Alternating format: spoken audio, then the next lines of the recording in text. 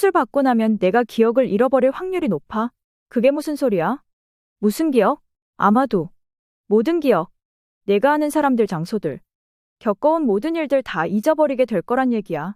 그 말을 들은 혜인은 순간 머릿속에 팽팽히 담겨있는 하나의 줄이 충격으로 끊어지는 것 같았습니다.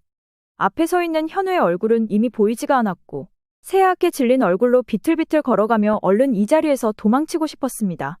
서둘러 자리를 벗어나려니 그새 뒤쫓아온 현우가 눈물을 가득 머금은 채 혜인에게 다가와 와락 안더니 말했어요. 살아, 내가 기억을 다 잃는 한 우리가 처음 만났던 그때처럼 다시 만나게 될 거니까. 현우와의 추억들 하나하나가 다 소중했기 때문에 그런 소중한 추억을 잃는 게 혜인은 죽기보다 싫었습니다. 더 이상 혜인에게 말하지 말라는 듯 소중히 꼭 끌어안던 현우는 몰래 눈물을 감추며 숨죽인 듯 울고 있었어요. 그렇게 수술 당일이 되고 수술실 앞에서 수술모와 환자복을 입고서 침대에 누워있는 혜인의 손을 꼭 잡은 채로 불안해하는 혜인을 오히려 안심시키듯 현우는 환하게 웃었습니다. 현우씨, 나 무서워. 괜찮아. 수술 잘 받고 나오면 내가 계속 옆에 있을게. 힘들게 고개를 끄덕거리던 혜인은 보답이라도 해주는 듯 웃어 보였고 동시에 수술 침대는 수술실로 들어가게 됐죠. 생각외로 길어진 수술 시간에 조마조마해진 현우는 수술실에서 나오는 간호사에게 물었는데요. 혜인 홍 환자, 수술 아직 멀었습니까? 아니요, 이제 곧 나올 겁니다. 그리고 몇 분 뒤 수술실에서 나온 혜인은 아직 의식이 없는 듯 눈을 감은 채 조용히 자고 있었고 뒤따라 나온 의사는 현우에게 걱정 말라면서 수술은 성공적으로 마쳤고 이후 환자 의식이 깨어나면 지켜보자 얘기했죠.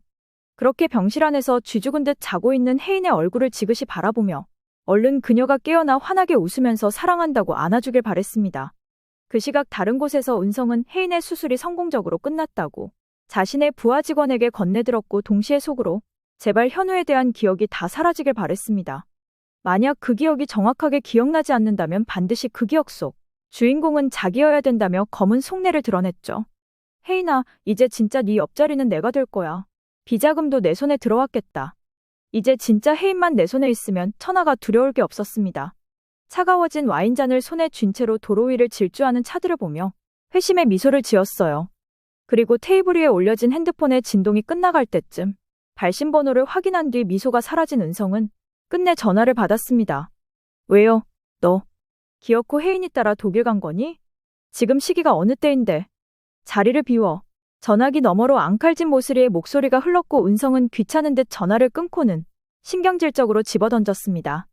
이제 더 이상 제 인생에 참견 못하게 하겠습니다. 어머니. 굳은 얼굴로 손에 쥔 와인잔에 와인을 거침없이 원샷하며 창문에 비친 자신의 얼굴을 보며 올 때는 혼자 왔지만 돌아갈 땐 꼭 혜인의 손을 잡고 돌아가리라 다짐합니다. 어두운 밤이 지나가고 환한 아침이 찾아온 병실에는 잠든 혜인과 그녀의 손을 잡은 채 젖은 수건을 닦아주면서 얼른 일어나기를 바라는 현우가 보입니다. 그때 손가락의 움직임 몇 번으로 눈을 깜빡깜빡 뜬 채로 천장만 바라보던 혜인은 고개를 돌려 옆에 누군가 자신의 손을 닫고 있는 남자를 향해 물었습니다. 누구세요? 처음에 혜인이 손을 몇 번 움직일 때 너무 기뻐 의사를 부르고자 자리에 일어나려는데 자신을 향해서 누구냐고 물어보는 말에 멈칫하며 설마 하는 눈빛으로 충격을 받았는지 혜인을 바라보았습니다. 혜인아? 누구신데 제 손을 함부로 닦냐고요? 자신을 경계하는 듯 인상을 찌푸리며 정말 타인을 보는 듯하는 눈으로 쳐다보는데 하늘이 무너져 내리는 듯했습니다. 일단 의사부터 불러야 되겠다 싶어 다리에 힘이 풀리지만 억지로 힘을 쥐어짜내면서 의사에게 달려갔고 의사는 혜인의 상태를 보면서 역시나 예상했던 대로라며 수술 전 기억이 모두 잃어버렸다 말했죠. 일단 수술은 매우 성공적이며 향후 결과를 다시 보자는 말과 함께 의사가 나간후로 병실에는 정적이 감쌌습니다. 멍하니 창문만 바라본 채로 자신에게 눈길조차 주지 않으며 멍하니 앉아만 있는 혜인에게 슬쩍 다가가 혜인 옆에 앉는 현우는 가만히 혜인의 얼굴을 이곳저곳 바라봅니다. 왜 남의 얼굴을 뚫어지게 쳐다보는 거예요? 혜인은 그제서야 현우의 얼굴을 바라보았고 그러다 지끈거리는 머리를 부여잡고는 머리가 아픈지 부여잡으며 비명을 질렀습니다. 그리곤 뭔가 생각난 듯 멍하니 현우의 얼굴을 다시 보며 고개를 갸우뚱하곤 물었습니다. 당신 정체가 뭐야? 뭐냐니 무슨 말이야? 당신을 보면 계속 머리가 아파. 기억이 날듯 말듯 짜증나. 나만 보면 머리가 아프다는 혜인이 말에 멈칫해버리고 마는 현우는 그만 자리에 일어나 병실 밖으로 나갔습니다. 기억을 잃은 건 맞지만 희미한 기억 속에서 자신을 괴롭히는 존재가 자신이라는 게 너무 괴로웠죠. 한편 현우가 나간 병실 문을 뚫어져라 쳐다보던 혜인은 머리를 감싸던 손을 힘없이 내렸습니다. 현우 씨.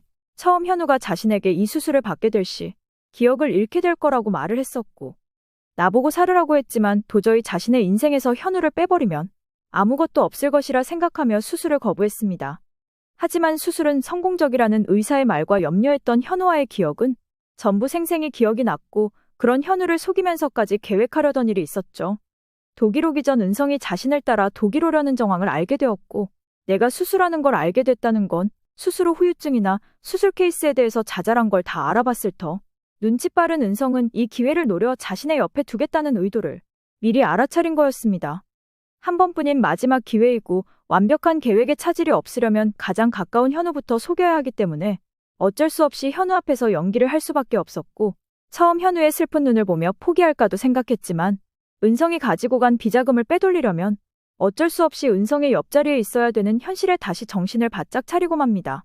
독일로 따라온 은성은 한 번쯤은 혜인의 상태를 보려고 병원으로 찾아올 것이고, 아님 사람을 시켜 내가 기억을 잃었는지 알아볼 게 분명하기 때문에 조금이라도 빈틈을 보여주어선 안 된다고 생각했습니다. 현우 씨, 미안. 다시 한번 굳게 마음을 다잡은 혜인은 주먹을 꽉 쥔 채로 현우에게 가려던 발걸음을 손으로 잡고 또 잡았습니다. 혜인의 수술이 성공적으로 끝났다는 소식과 함께 은성은 환호성을 질렀고 바로 혜인이 있는 병원으로 달려갔는데요. 병원 앞 벤치에 혼자 앉아있는 현우를 보고는 사악하게 웃어 보입니다. 꼴 좋네, 그렇게 당당하더니. 여기서 뭐 하세요? 놀란 눈으로 자신을 바라보는 현우를 보고 의기양양해진 은성은 현우의 옆자리에 앉더니 다시 묻습니다. 혜인이 수술 잘 됐다면서요? 다 알고 있으면서 그건 왜 묻죠? 그럼요. 다 알고 있어요. 혜인이 기억도 잃은 것도요. 금세 날카로운 눈동자로 자신을 노려보는 현우가 안쓰러운 마음 대신 통쾌한 마음뿐인 은성은 조용히 자리에서 일어나 묵직하게 한마디 하곤 떠납니다. 그러니까 아무것도 없는 게 나대면 안 된다니까. 노릴 걸 노려야지 감히. 힘없이 은성의 뒷모습을 보던 현우는 망연자실한 듯 고개를 숙이며 어떻게 해서든지 혜인의 기억을 되살리고 싶지만 자기만 보면 머리가 아픈 듯 쥐어싸는 혜인에게 도저히 다가갈 수가 없었죠. 그렇게 가벼운 마음으로 병실 앞에 도착한 은성은 심호흡을 한번 하고는 들어가게 되는데요. 침대에 앉아서 창밖만 바라보고 있는 자신만의 천사, 혜인이 눈에 보입니다. 혜인아, 나야. 은성? 네가 왜 여기에? 나는 내 약혼자야. 내 수술 때문에 독일로 따라온 거고. 그런 은성의 말에 고개를 갸우뚱하며 아무것도 모른다는 표정으로 은성에게 다시 되묻던 혜인은 기억이 날듯 말듯 아리송한 얼굴로 다시 물었습니다. 그럼 깨어나자마자 내 옆에 있던 그 남자는 누군데? 아, 걘 내 고용인. 당황한 듯 보였다가 곧바로 고용인이라고 웃어넘기는 은성은 앞에 놓인 의자를 끌어당겨 안고는 혜인의 눈높이에 맞춰 말합니다. 이제 한국 가자. 나랑 같이 있어야지. 혜인은 그제서야 고개를 살짝 끄덕이며 다시 창밖을 바라보는데요.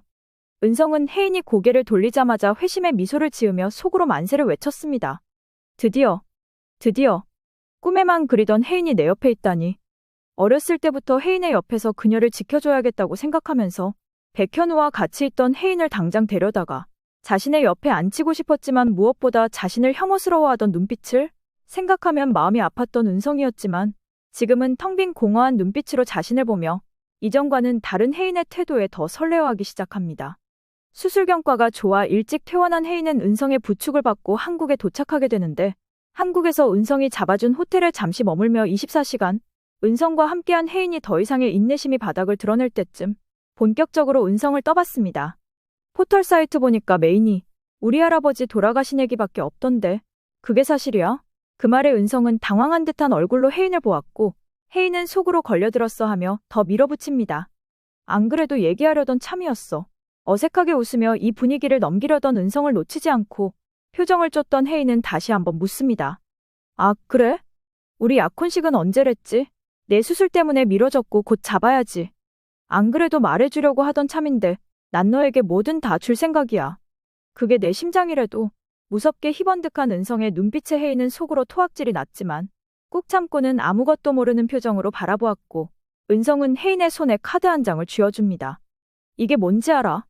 나는 바라지도 않았는데 나를 위해 평생을 남이 밑에서 헌신하며 뜯어낸 그 사람들 돈이야. 혜인은 자신의 손에 쥔 반짝이는 금고의 카드를 보며 할아버지의 비자금이 여기에 있구나 생각했죠. 내 옆에만 있어주면 이거 너 다 줄게. 그 말에 고개를 들어 위험한 듯 찰랑이는 은성의 눈동자를 보던 혜인은 고지가 얼마 멀지 않았구나. 할아버지의 비자금은 반드시 제자리에 다시 돌려놓겠다고 생각하며 아무것도 모르는 은성을 향해서 웃습니다. 고마워. 얼른 이 역겨운 연극이 끝나가길. 그리고 내가 없다고 울고 있을 현우를 생각하며 마음 아파온 혜인은 지금이라도 당장 달려가 그를 끌어안아주고 싶었습니다. 다음날 혜인이 걱정되어 찾아온 퀸즈가 식구들은 스스로 잘 회복되고 있는 혜인의 얼굴을 보며 마음은 놓였지만 현우를 기억하지 못해 걱정이 이만저만 아니었습니다. 혜인아, 너 정말 현우? 기억 못하니? 선아의 걱정 어린 말에 은성은 이만 가족들과 시간을 보낼 수 있게끔 문을 닫고 나가주는데요.